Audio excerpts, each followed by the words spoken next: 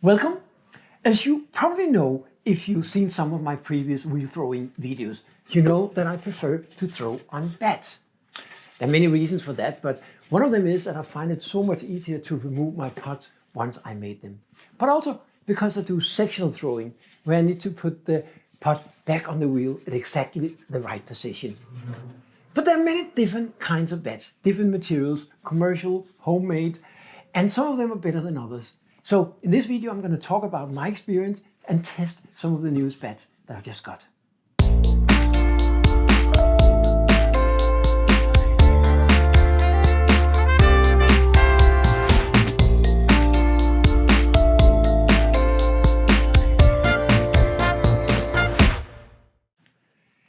There are three different criteria that I use to judge the beds.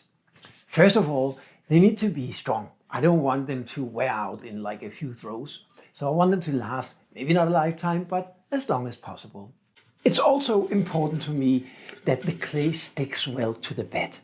Some beds have a surface where the clay is sort of difficult to make stick to it. So you have to press it down a lot more.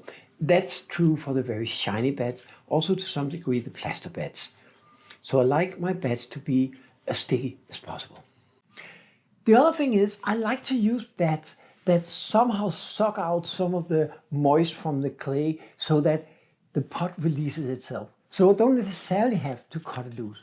That is especially important for me when I do my plates. We have a very wide and thin bottom because cutting it off is kind of difficult.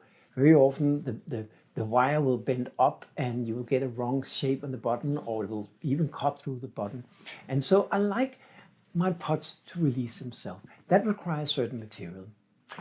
And also there's a price issue. If you buy commercial beds, they can be pretty expensive, but you can also make your own. So let's take a look at the different kinds of beds that I'm using. For porcelain, I'm using plaster beds. The good thing about these is that the porcelain releases itself on a bed like this because the plaster soaks out the water from the pot. So in a day or two, you can just remove it without having to cutting it. If you want to remove it before that, of course, you need to cut it.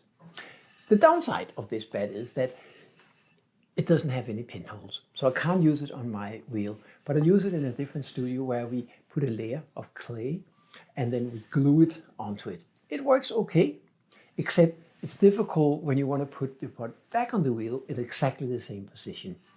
So I don't use it here in this workshop where I mostly do stoneware. Another type of bed that I used in a different studio with another potter is this material. It's like very hard plastic material. It's very nice in a way. It's very sturdy. I know that the potter that had these ones made have had them for decades. They last forever. The downside in my book with this bed is that it is very shiny and very smooth. So I find it a little bit difficult to make the clay stick. And also, it doesn't soak out any water from the pot, so it doesn't release itself. So it's definitely not one of my favorites. The first bed that I got myself after I got this wheel with bed pins was commercial beds. These are made in plywood, so fiber, tree. Commercial ones, they were not super expensive, but still, cost quite a bit. I think something like $20 or something each. They're nice. The clay does release itself. It soaks out the water of the pot. So in that sense, it works. The downside of this is that because it is wood, you have to be very careful not to keep them wet for too long, because otherwise they may warp, and of course, then it doesn't work. So it's okay, but it doesn't last forever. Nothing does, but I would like them to last a little bit longer. I made some of my own, and now you may wonder, square bed, does that work? Yeah, it actually does. This way I can make a relatively small bed for pots that doesn't require the full-size circular ones.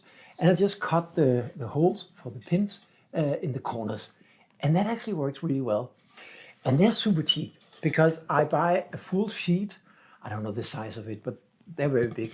And I go to a builder's market or store, hardware store that have this, and they have this machine so they can cut them out in square pieces. It's a lot easier to cut square than round.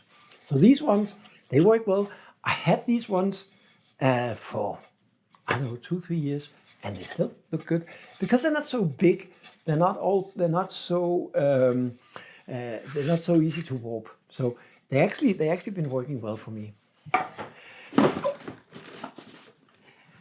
Just recently, I got some new bats from a supplier in Germany. Well, these are commercial bats, but they're not as expensive as many of the other commercial bats. I will put a link in the description to this supplier. He gave me first he sent me some normal round bats.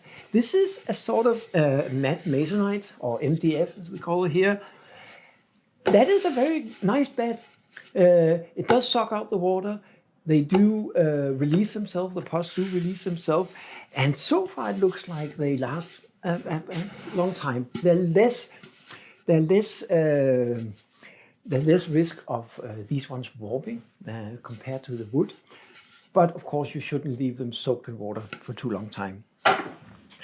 He also made some small ones, so like the ones I made myself, even a little bit smaller because he put the holes even further out in the corners. These are also very nice if you don't need the full size. And of course, when you want to put them on your drying shelves, they take up less space, and square ones just nice. He also sent me this bat system, and there are many different kinds of bat systems, but basically you have a big bat like this, and then you have smaller inserts. In this case, there's 2 different sizes. There's a small frame here for putting in the very small one, which is great if you do cups or small vases and stuff, because then you still have the full surface of the bat, but you can just exchange these smaller ones. I never used bat systems like this before, but he sent me some, and I'm going to test this. But the material is the same as the other bats. It's sort of like an MDF, Masonite or something like that. And so far they work great on the other bats. I also had some I also had some bats made for me because, as I said, I find it really difficult to cut a round bat myself and place these holes in equal positions. So I had these ones made from a guy in Denmark where I live. He cut them out for me.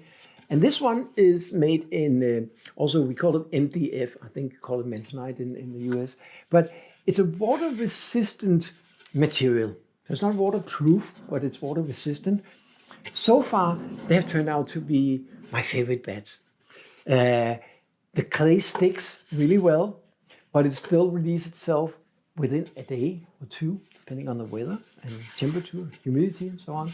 But it works really well, and they don't tend to warp at all. So this is a very nice material. The most recent one I got, and I haven't even unpacked them yet, is from the same guy in Denmark that made these ones for me. He made them in a different version of FDF. These are waterproof, so they're more resistant to water than the other one. So theoretically, they should be stronger, last longer, be better. But I don't know how well the clay will stick to this, and I don't know how well it will release itself. So that's something that I will test now. We're going to start out with a couple of the bats that I got from my German supplier. There's actually 2 different types of material.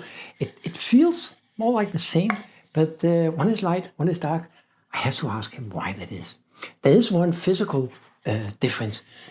The light one, the holes don't go all the way through, which is kind of interesting because then you have a full surface with no interruption of hole on the side where you put your clay.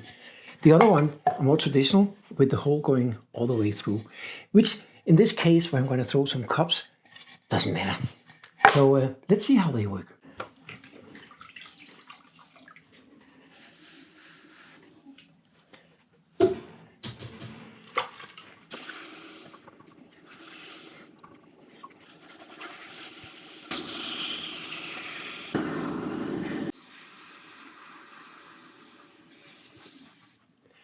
See, this is a problem. It usually sticks better to the bed, but this seems to be a little bit slippery. So this one released itself, and I have to wedge it up again and try one more time. So I'll try and see if I can secure it a little better next time.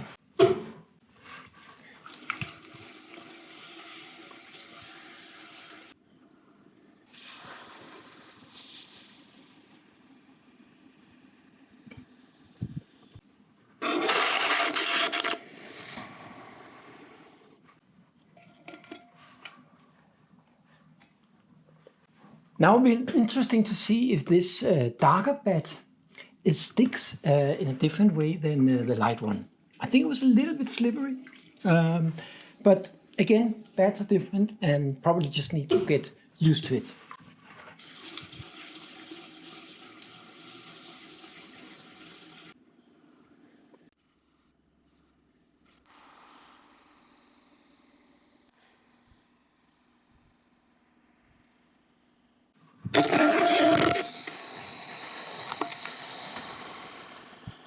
I don't know if it was just me that got used to this material a little better, but it feels like it was sticking, the clay was sticking a little better to this bed. So the dark one versus the white one. But again, I don't know what the material difference is, so I'll have to check with the supplier. So next up is the same supplier beds in Germany and the bed system. I never used bed systems before, so I don't know how well that's going to go, but I think it should be easy enough. For this bed system, there's like a large cutout frame. Then you can add this little frame to make it smaller. And then you can have these ones. And I think there's even one more, so you can have even smaller ones. I don't know what to use that for. I think this one should work well for my cups. So let's try and see how that goes.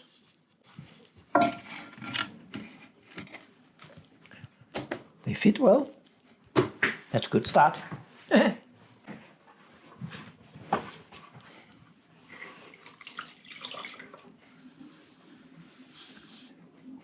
This looks like the same material as the other one, the square cut, so it might be a little bit slippery. So I'll see if I can push it down well enough.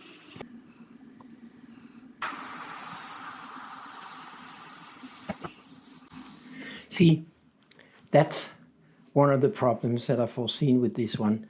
I pulled up and it kind of lifted. So it's definitely one thing you have to be aware of with these beds. They don't sort of glue as well to the wheel head.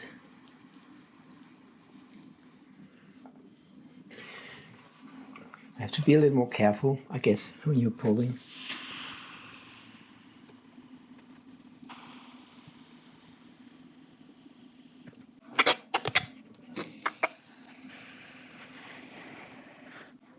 And see, this is another thing that there's so many holes in this that you have to be a little more careful when you're using your ribs, especially square ribs like this.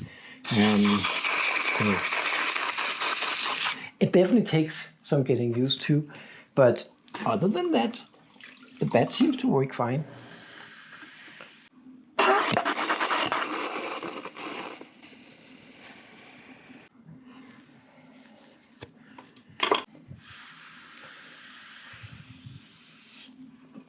So, this was my first pot ever thrown on a bed system, and I think it turned out okay, except now I need to see how I can remove it without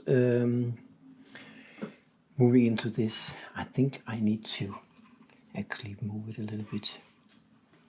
Yeah, I made it a little bit wider than the other ones. As far as bed systems go, I think this is probably as good as any other. Although, I must admit, I don't have much experience with other bed systems, but I mean, it seems to serve the purpose. I don't think I'm going to be a big fan of bed systems. There's nothing wrong with this, but the holes, the extra holes you get, which is necessary for a bed system to get the smaller plates up or the small beds up, I don't like that because my rim is getting stuck in it, with the risk of distorting my pot. Also, all in all, I don't really see the huge benefit in using this versus using this small square ones. So, I mean, these ones are smaller. I would not be able to make bats like this. They wouldn't reach my pins. So there's a small advantage when it comes to storing, drying your pots. On my shelves, I can actually have two cups on these smaller inserted bat. On my normal bat, I can only have one. So effectively, I can have twice as many cups on the same amount of drying shelves. Now the cups have dried for about a day, and the humidity is apparently very low, so they dried really fast. But as you can see, they just release themselves. So at least this bat seems to be perfect. So this is the new material that I got from Germany, and they were a little bit harder to throw on because it was, especially the white one here was a little more smooth, or yeah, well, I had to work a little bit, but it's workable. I just need to get used to that. And then of course the inlays here, I'm not sure about that. But it works, it releases itself, and see the button? It's so nice and smooth, so ready to go. No reason to wire off. And it appears to be the same thing with the darker bed. So even though there were some differences between the light material and the dark material when it was throwing, they both release themselves and perfectly smooth button. So from point of view of throwing, from point of view of releasing itself, they both seem to work fine. I had a few days off, and it has turned summer suddenly in Denmark. It's really hot, so I hope you excuse my less than formal dressing for this second part of the bat test. So now we're moving on to the big bat, and I have three different ones that I want to test. This is the original one that I've been using for a while. It's an MDF, waterproof, water resistant, I think it's called. But now the guy who makes these for me, he also sent me this that is waterproof. I don't know. It's supposed to be stronger against water or something. So I'll see if they perform equally well. The black one I really like. And then I have this one from my German supplier, which is basically the same material, as far as I can tell, than the other ones that I just tested with the cups. So let's try this first.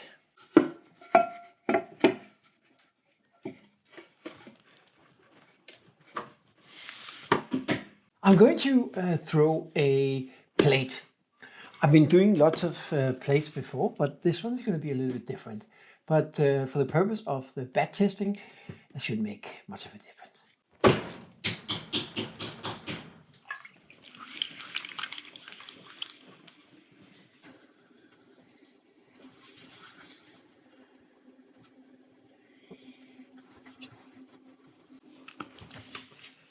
See, this is the same problem I had with the other bat. It seems to be a little less sticky. So at least I need to take more care than what I have on the other bats. Anyway, I think we can recenter this.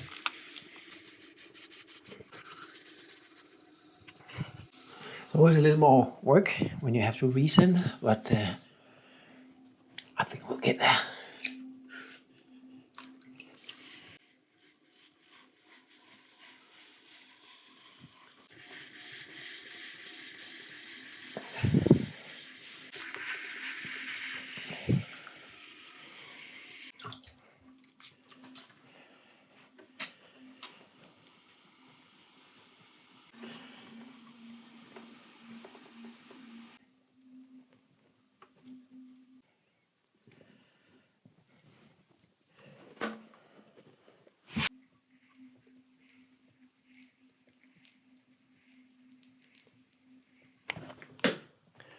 So far, it looks good.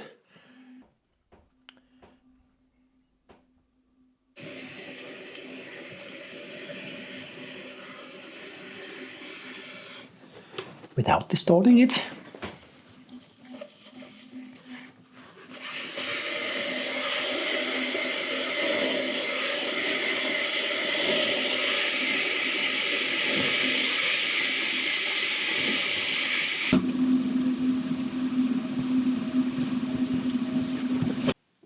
So now it's just time to dry and see if it will release itself as it should. The last two bats I'm gonna test is the original one, the water resistant MDF, and the new one that is supposed to be waterproofed. So I'm just gonna throw one on this. I already done a ton of pots and plates on this one, and I know it works well. But just for comparison, I'm just gonna do one plate on this one. The reason I'm doing plate for this test is two things. First of all, they're really fast to make, and I'm just testing plates now, so there's no reason to do really big, complicated pots. The other reason is that plates with a wide, thin surface is also probably one of the most difficult ones to release itself.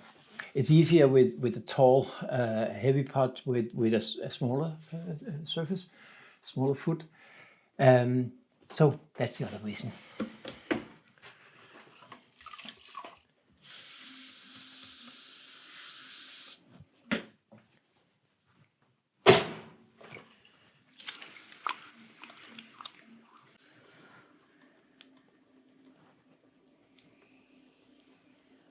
I don't know if I'm just being lucky or if it feels like this bat is sticking better to, or the clay sticking better to the bat.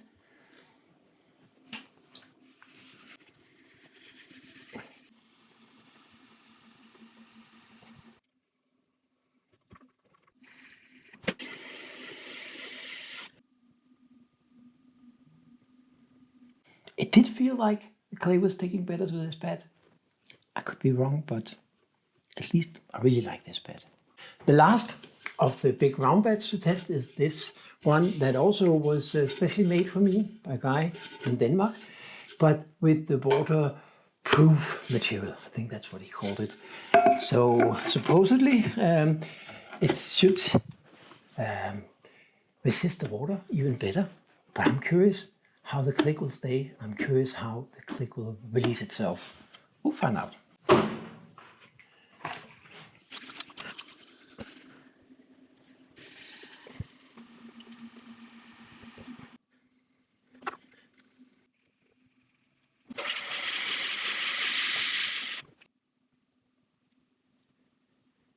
That was the last bat, and at least the round ones, the big round ones, and I couldn't feel any difference from this waterproofed over the water resistant. So now the only question is how easy it's going to release itself. We'll find out tomorrow. Now the plates have dried for almost 24 hours, maybe closer to 20. And it is warm now. It is summer, as I said. I dressed up a little bit more today, but it is warm. And so they do dry quickly, which is a quick reminder because I'm doing almost everything the wrong way. I'm doing things differently than what most potters would tell you to do. So I don't cut off, I don't wire off the plates, and I don't cover them when I'm dry. So I leave them uncut and I dry them super fast. And still, out of the first 25 or so plates that I did, not one single one of them cracked and not one single one of them warped. They all came out technically perfect. So maybe I'm just lucky. Maybe it's a combination of the clay and the room I'm drying in. I can't be sure, but it works for me.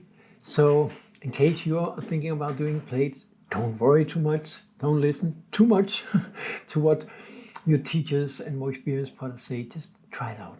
If it works for you, it's great. So now we're going to see for the second part of this test of these bats, if they will release themselves. Because not cutting them off, it is important that it sucks out some of the water from the plates and then I can take it off. So let's just see. Yeah, they're just getting off. Perfect. Now if you look at this button, this is one of the main reasons I like not to cut them off. It's just super smooth and plain. So now I want to do some trimming, and I really just need to trim the corner a little bit, and then I'll just burnish the button with a shiny stone. I'll show you in a second. But this one definitely turned out great. So let's try and see the other bats. This was, just checking, this was the bat from the German supplier. So despite the fact that it was a little more slippery, a little more difficult to get the clay to stick, I just had to work it a little harder on the downside pressure, and it worked out, but definitely something to keep in mind. Let's try the other ones. This is the original bat, more or less, the water resistant bat that I thrown a lot of plates on, so I would be very surprised if this one didn't work out. And yeah, it's releasing itself just perfectly. And it is not too dry. It's on the dry side of leather hard, but it's perfect for this sort of trimming. Of course, if you need to trim the bottom of your pot in a more wet stage, then the self-releasing strategy, of course, doesn't work. But for these plates, it works perfectly. So let's try the last one. This is the waterproofed bat, also made from by this guy I know here in Denmark that have the ability to cut out round and do the holes perfectly. So let's see if that have sucked out as much water. And I'm a little more nervous about that, because when it's more waterproof, maybe it doesn't suck out so much water. So let's see if it releases itself here. It does. That's magical, because there's a chance that this waterproof bat will stay longer and last longer, because it doesn't soak in as much water into the wood or the MDF. It also comes out perfectly smooth, and that's just nice. There is, of course, a lot more bats available in the market than the few ones that I tested today. Commercial bats that you can buy from different suppliers of wheels and pottery equipment. But also, when you make your own, you can more or less make them up in any material you like that may suit your needs. I highly recommend that you find someone, if you can't do it yourself, that can cut the bats and make the holes. Personally, I found that making the holes, which have to be super precise, is the most difficult part. But also, if you want to make round bats, that's not so easy. I found a local guy. I will link to his profile, and I have this supplier in Germany that sent me some bats that are all very lovely. I love the square bats. I made some myself, as mentioned. They work great, but these ones from Germany are actually nicer. They're a little bit rounded, and they're smaller, and they put the holes out in the corner, so they're just a little bit smaller, which is nice. Also, he did a clever thing. See, one of the holes is a little oval, the other one is straight circular. That means that even if there's a slight difference, you can still wriggle it in. And as long as one of the holes is circular, it will be fixed pretty well. So that's a clever thing.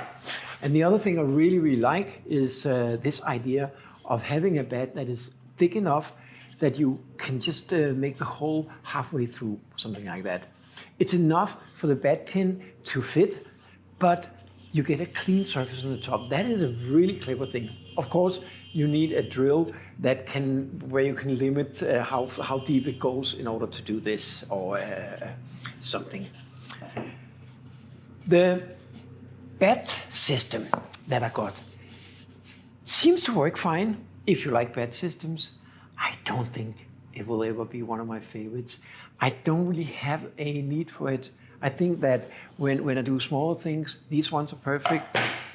Of course, I can store a little more on my shelves, but I have plenty of shelf space, so that's not really a concern to me. And I think it's a little bit annoying with all the extra holes you get when I use my ribs and stuff. So there's nothing wrong.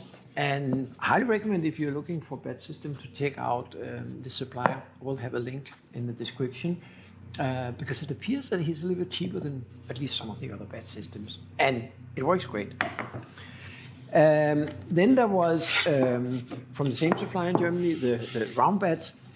They seem to work great. There is, with this material, it's the same in the dark and the light one, a tendency that's a little more slippery. So what you do is that you have to push the clay down a lot when you're sintering. Because if you only do it just a little bit and then you start pulling, it may slip off. But I think it's greatly up to some experience with your bats. Different bats have different requirements. And then there was the two ones that I could have made here in Denmark. This is the first one, the water resistant, and this is the waterproofed. And I couldn't really notice any difference. They both stick well, they both release themselves, which is one of the concerns I had, because if it doesn't absorb water, then maybe it wouldn't release itself, but it did. So they both work out really well. And contrary to the commercial bats, this guy are making these bats for me when I buy a whole sheet at a time for less than half the price of the commercial bats. And the great thing is that you can have him make it exactly like you want. So I highly recommend, if you don't have the skills or the tools to do it yourself, that you find some local workshop or someone who can do it for you. Because if they have the machines, it's very, very fast. And the raw material, the wood or the MDF in this case that is used, is very cheap. So I think you can probably make them cheaper than buying commercial ones. That's all I had for today. I hope you liked it. And if you did, please subscribe, share, write a comment. I'm happy to hear from all of you. And as usual, I will have a new video coming up next Sunday around 5 o'clock Central European time. So I just hope to see you there. Have a good day and enjoy the summer.